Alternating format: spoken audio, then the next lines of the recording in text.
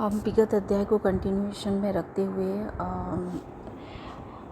आगे की बात करेंगे। तो विल ड्यूरा का जो स्टेटमेंट है वो कहीं ना कहीं चीनी इतिहास लेखन को काफ़ी हद तक रिफ्लेक्ट करता है। और इसके साथ ही जब हम चीनी इतिहास लेखन की बात करते हैं तो वह 6ठी शताब्दी ईसा पूर्व के आसपास कन्फ्यूशियस ने जिस प्रकार से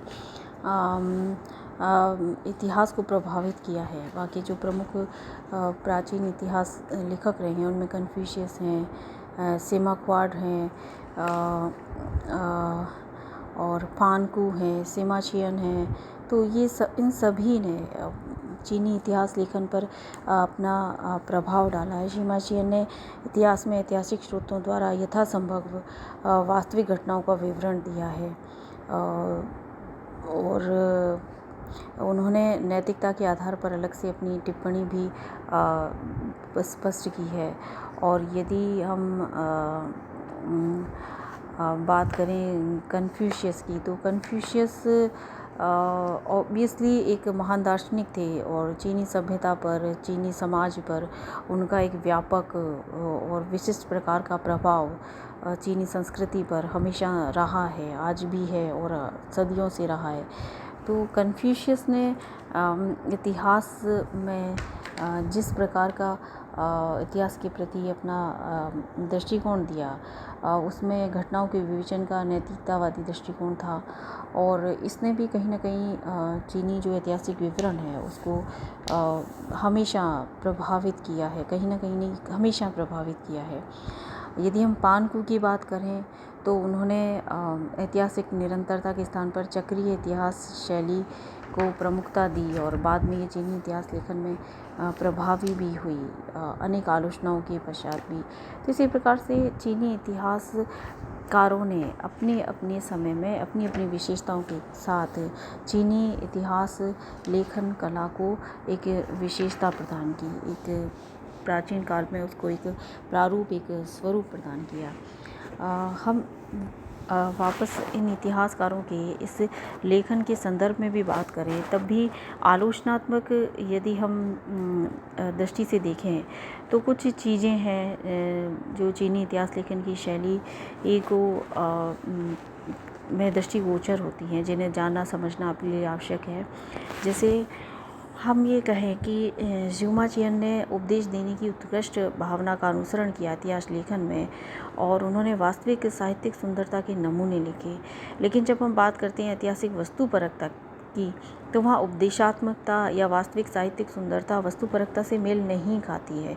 इतिहास में वस्तुपरकता का अपना एक आज के समय में और शायद हमेशा से एक विशिष्ट स्थान रहा है। वो साहित्यिक सुंदरता और वस्तुपरकता दो एक प्रकार से कह सकते हैं कि दो अलग अलग धारा की बातें हो जाती हैं। इसके साथ ही वहाँ, जैसे हम इससे पहले भी बात कर रहे थे कि तथ्य जो थे वो सरकारी स्रोत से आ रहे थे। तथ्यात्मक बात है, लेकिन तथ्यों का जो स्रोत है वो सम्राट है, उसका दरबार है। तो उन तथ्यों का एक प्रकार से जब हम विश्लेषणात्मक, आलोचनात्मक उस आधार पर खरे नहीं उतरते थे, वहाँ कार्य कारण संबंध को समझने की और समझाने की कोशिश नहीं की गई। सामान्यीकरण के आधार पर प्रक्रियाओं को परखने का प्रयत्न चीनी इतिहास लेखन की प्रक्रिया में नहीं किया गया। इस